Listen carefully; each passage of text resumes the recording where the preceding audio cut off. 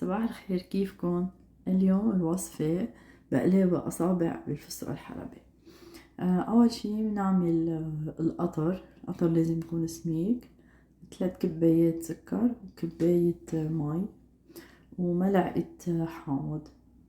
نحطن على النار، حركن شوي ونتركن ليغلوا، بس نتأكد انه داب السكر كله. منعير 3 دقايق من بعد ما يغلي القطر، ومنطفي عليه ومنحط عليه مزهر.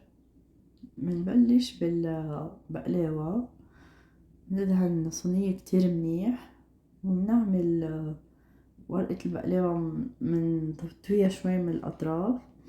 أوقات إذا عندكن معلقة خشب بيكون هيك مبرومة يستعملوها، أنا صراحة ما عندي فاستعملت هيك مثل السيخين تبعول المشوي. منحطهم بيناتهم هيك ومنلفها مش عقد السياخ، يعني تكون كبيرة شوي. ورقة بقلاوة وحدة منرشها بالأول شي بالزيت، وبس نوصل على الآخر بدنا نسحب السياخ منزمزمها شوي ومنحطها بالصينية. هاي كمان من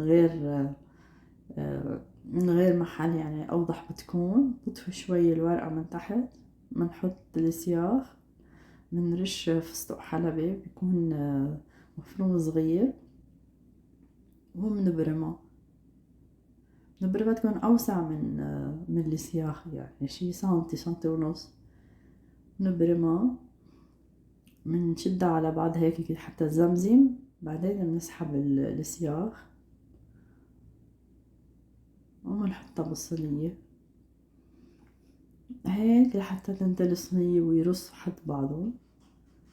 كمان هيدي هيك كمان منزمن ومنسحب السياخ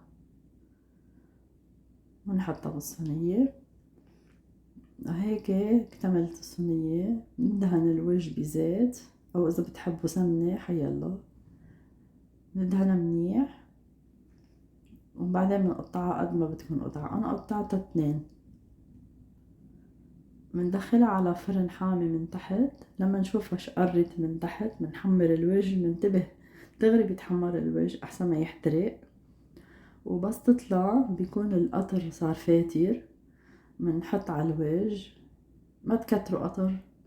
طيب هي مش كتير قطرة لأنه سميك بيكون ببطلوا يتشتشن يعني.